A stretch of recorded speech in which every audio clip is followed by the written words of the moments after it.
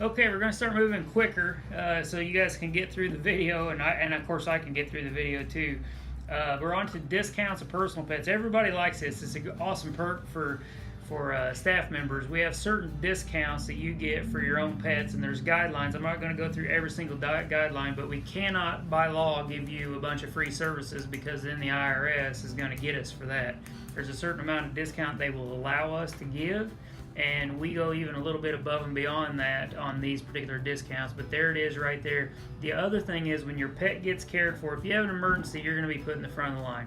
If you have a very, very critically sick pet, you're going to be put in the front of the line. If you don't, if it's a routine service or something that can wait, your care is going to be taken care of after the other regular paying clients are taken care of. So expect that from your doctor, and they have to be checked in, they have to be weighed, they have to be properly labeled.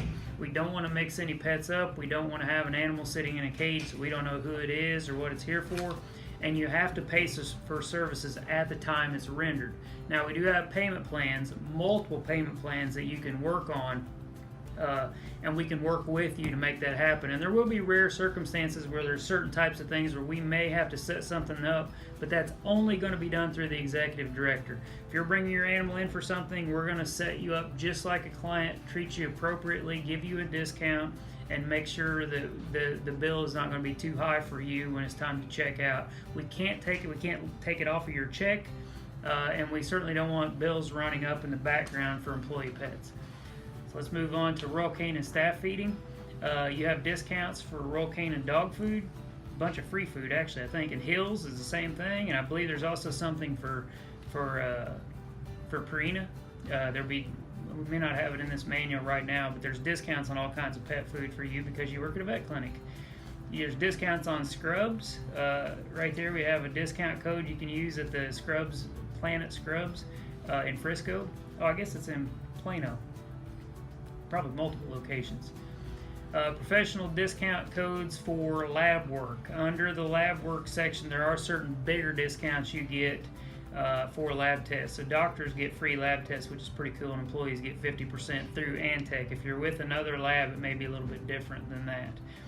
And then you have some additional discounts for doctors and executives on personal pets, just a little bit more, because certainly we're not going to charge as much for an exam done by a doctor on their own pet when it's their own pet and their own exam. So then we're moving on to EDM. So again, I'm going to try to move relatively quickly for this, but an EDM, an employee development and expectation meeting, is for you and your frustrations, or maybe your career goals. So at least once a month, and oftentimes once a week, you're going to be able to sit down with your boss and talk about you, your job, your goals, your frustrations, your feeling of panic, your feelings that you have that might be affecting your work, and we're going to try to make a plan to make it better for you. Those are the times that is critical. If you find something that's not working or you have an issue going on, that you share that with your supervisor. So you have two places. You have these EDMs and you have suggestions for improvement, and I'll get into those a little bit later. Equipment and facilities, damage or failure. So the big picture on that is we don't want to have broken stuff in the hospitals, ever. So if there's something broken, we're going to fix it, and we're going to fix it fast, and there's a certain form that you have to fill out, because yelling and telling people or verbally telling people what's broken usually means it's not going to get fixed. It also gives you a record to be able to look in the book and see what things are under repair, so that you can see the steps and just not think that something's put away that's broken, that's just going to stay broken. We do have holiday events. We have Christmas parties on Christmas season and different kinds of holiday events. We're closed 6 days a year. Those are the 6 days. We have hospital use items. So of course, if we're going to, for instance, open a bag of treats that we're going to give pets when they come in, we have to account for those, because otherwise, if we don't, the computer system is going to think we still have them in stock. And it could be the same thing with other supplies that we use, maybe even paper towels. Has to be under hospital use. Dog food, stuff like that. In case of fire, real simple. If there's a fire, get out of the building, call 911. Then we can worry about the animals after that. But we don't want to risk someone's personal safety as a human being for a pet. Although I know that's a hard one because we all want to save the animals. But if there's ever a fire, just get out and call 911. If you have an accident, you need to report that. Inclement weather. I know I'm moving fast, sorry guys. There are times when there's snow and ice and all kinds of bad weather. Our goal is to be available for our patients as much as we can, because if there's a pet out there on a snowy, icy day that's one of our clients, or even not one of our clients, and it just broke its leg, or it has pancreatitis, or it's in critical condition because it has diabetes, what are they going to do? They're going to have to find a vet that's open. And we'll probably have limited hours, but we are going to do everything we can to be open, even to some limited degree, because if we're not, they're going to find somebody else who is willing to drive through that weather to get there. So we find a way to get staff to the hospital. We don't want you to be in danger, but we have to find a way because we're a hospital and we're here to take care of our patients. IT issues, so this is a critical issue. We're getting far down to the bottom. If you have a computer issue, which you will, I'm sorry, I wish that you wouldn't, but you're going to find issues with the computer. If you call the IT professional, or if you just tell somebody that the computer's not working, it will not get fixed. I promise you. There's a website you go to, you log in, it's going to take you about 1 minute. You type in the problem and click send, and you're done. Now we have a record of how many times that issue has been reported, how long ago it got reported, and then there'll be an update on there of when it's getting fixed so that we know what's going on. It's just like the other equipment. If it's broke, we fix it. If the computer's not working, if the printer's not working, if the label maker's not working, we fix it.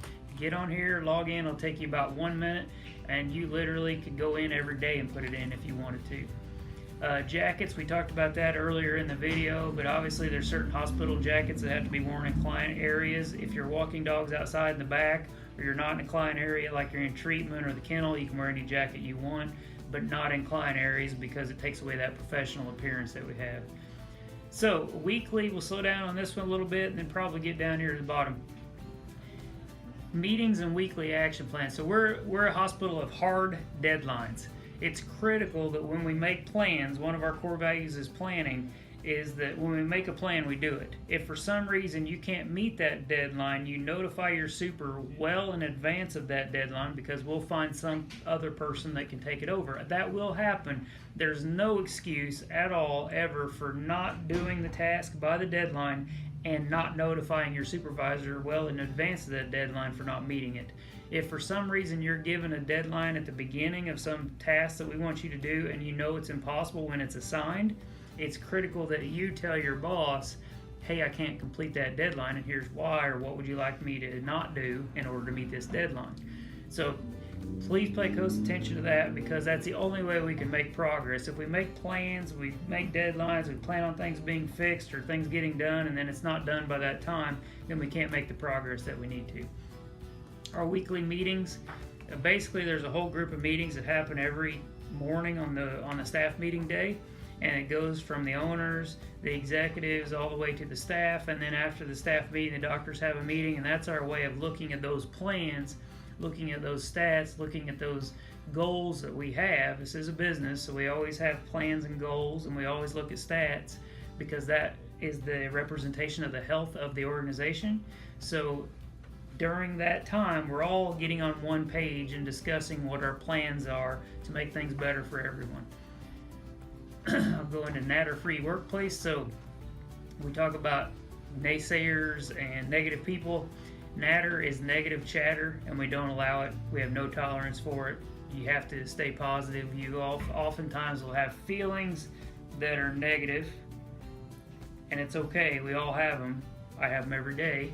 But our actions have to represent positive behaviors, not negative feelings, because it affects others in a negative way. So we can address it, but address it in the right time, in the right way, with the right person, not complaining about it. Again, don't complain, come up with a suggestion. We're going on to the organizational board. So we have, you can see the org board, it's posted. Hierarchy chart, it shows where you are and who your direct supervisor is, because if you have a concern, I want you to go to that direct supervisor and don't bypass them, unless of course you feel like they're not handling something, and you're certainly welcome to go above and go to their boss if need be, all the way up to the owners if need be. But the higher supervisors are always going to ask, did you address this with your direct supervisor first? And in most all cases, your direct supervisor is going to be in the room when you have that discussion anyway. Patient handling, again, if any dog needs to be handled with potentially painful or surprising procedure, they have to be muzzled. And there are occasional times where doctors are going to have to use judgment on that. Personal notebooks, keep something you can write on at all times with you so that you can document things. If somebody asks you to do something or somebody needs specific steps, you're going to need to write that down. Again, personal work area, you must keep it meticulously clean and meticulously organized. That's how it keeps us from slowing down, and it also creates a good image and pride for us and our clients. Decorations and stickers are not allowed on a locker because, again, it looks cute, it looks neat, but it creates a different image for our clients if we have, especially some really kind of bad, I guess, memes that they put on lockers at times. So just don't decorate your lockers on the outside. We do have plenty of safety equipment. Now we're getting into suggestions for improvement. So the short version of this is, if you have a concern, you can share it at an EDM, and you can also share it with a suggestion for improvement. Remember, the EDM is employee development meeting. You do it at least once a month with your supervisor. Suggestion for improvement is a suggestion that you have for a problem. So if you have a problem, we need it in writing. If you verbalize it, that manager is probably not going to remember all the details of what you suggested later. They certainly won't be able to share it to one of their colleagues in the same way, or even their boss in the same way you said it verbally. So this form is available all the time. You turn it in. Now we have a record of it. We can see if anybody else suggested it. Maybe there's another plan, but there's 3 sections. What's the problem? What are the facts? And what are the solutions? If it only has 1 or 2 of the sections, then we're not going to be able to do it, because we need to know what your suggestion is to make it improved. Thanks, guys.